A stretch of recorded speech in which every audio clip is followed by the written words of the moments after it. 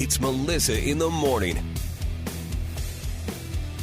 If you look at national statistics, it shows recent polls for 2026 show that nearly half to over half of Americans who set goals for, resolutions for the new year focused on money. That was one of the number one things, money and budgeting. Between 47 to 55% of Americans, they want to do a better job budgeting and having financial freedom, but also being better prepared for their retirement. And if you were listening to the show last week, we were talking to Bill Levitt from Bridgelight Financial Advisors, and we were talking about kind of preparing for your retirement, specifically how to draw down your retirement savings. Bill Levitt is back today because I want to continue kind of that conversation, Bill, by exploring other important financial planning areas to consider as people approach retirement. So welcome back. How are you? I'm great, Melissa. How are you this morning? I'm good. As we prepare for the storm for this weekend, I want to prepare for the financial storms that could lie ahead. Let's avoid those, right? So I want to talk about this and continue to, and I appreciate your time. Let's start with underestimating expenses. Well, first off, one of the most important things that people can do when they are planning for retirement is to get into that phase of life where they're actually going to make the jump, right? Mm-hmm. And so you plan, you prepare, and you're about to get into the point where you're like, hey, I'm going to retire. Am I doing all the right things? In our last discussion, that was a very important part of it. But I think there's other things that people should be really thinking about when they're about to make the decision so they can optimize their retirement plan and, as you indicated, avoid all the storms that may end up coming, right?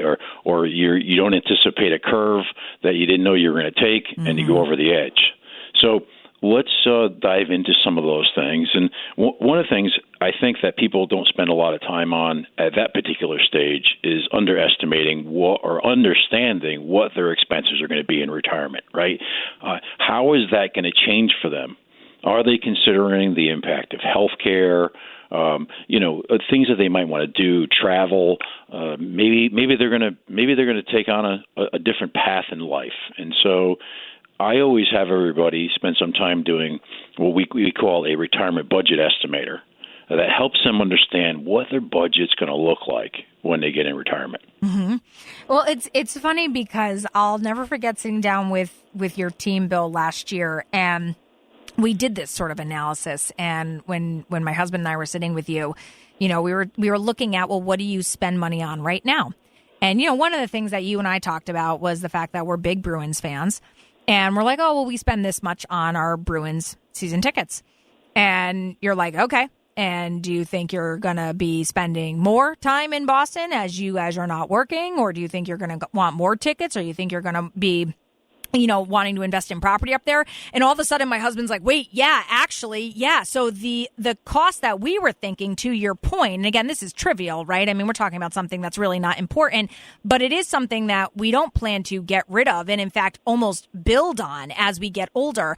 But we were thinking we're at the amount that we're at 35, and that's just not plausible by the time we get to our retirement age in our 60s. And so that's kind of, again, very trivial example, but that's what you're talking about, where you got to think bigger than just what your costs are even right now.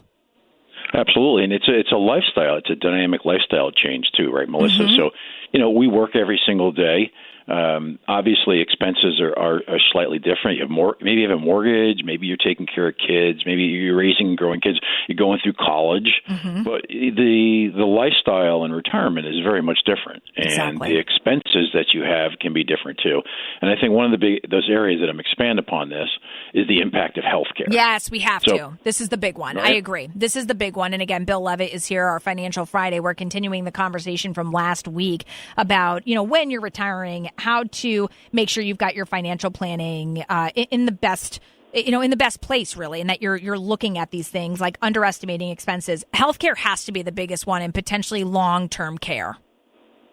Well, healthcare, specifically long-term care, is one of the biggest risks to retirement savings. And so in the state of Connecticut, as we know, it's substantial. It can run 9, 10, 15,000, believe it or not, a month, depending on where you are.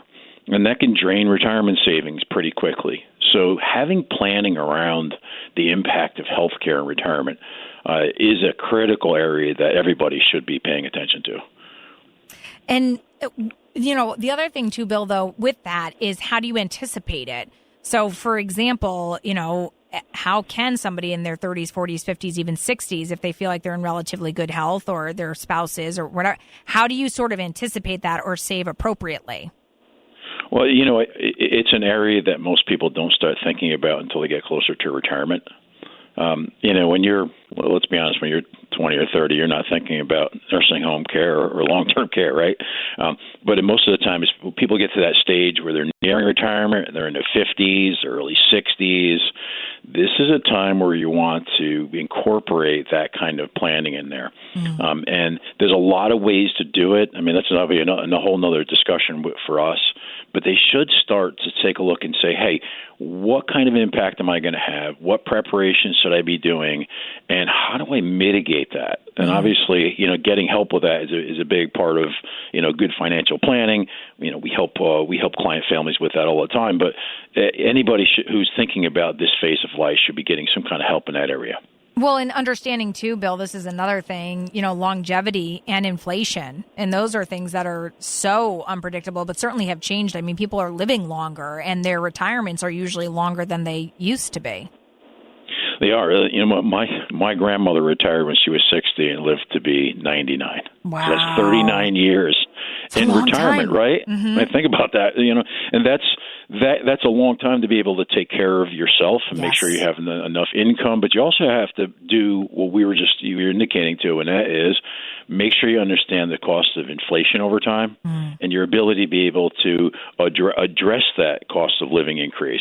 Right now, inflation is running about 3%, but just a few years ago it was at 9%, right? So yeah, that's so true. So there has to be some factoring in, saying, hey, my expenses are going to go up over time, and can my income that I have in retirement continue to support that, and do a projection out over some period of time to anticipate the impact of that. Well, and much like inflation, Bill, I would also think, do people understand tax implications? Well, taxes are always an area that I think most Americans just think they got to pay the taxes. But as you know, and we talk a lot about taxes, you don't have to get into retirement and be impacted by taxation if you do good planning. There's lots of things that one can be doing to reduce the impact of taxation. It's one of the biggest expenses that anyone is going to have throughout their life, especially from retirement on. And so there's a lot of areas of reducing taxation on retirement savings and income. Just understanding the rules, especially with the new tax law, that anyone can be utilizing to reduce down that taxation, which is obviously keeps more money in your pocket and makes your retirement savings last longer. Yeah, certainly. Well, Bill, I love having these conversations, and I want to make sure people can connect with you and your team at Bridge Life Financial Advisors if they want to continue and get more specific about their plans in the future. What's the best way to reach you guys at Bridge Light? You can just go up to our website, bridgelightadvisors.com, and connect with us. We have a lot of resources on there that you can access in these areas. And again, that's bridgelightadvisors.com, all spelled out. And Bill Levitt, I so appreciate you and your entire team at Bridge Light. Thank you so much for having Financial Fridays here on Melissa in the Morning. We appreciate it. Thanks, Melissa. Have a good one. Bye. All right. Thanks, you too. That is Bill Levitt again, Bridge Light Financial Advisors, and the website is bridgelightadvisors.com.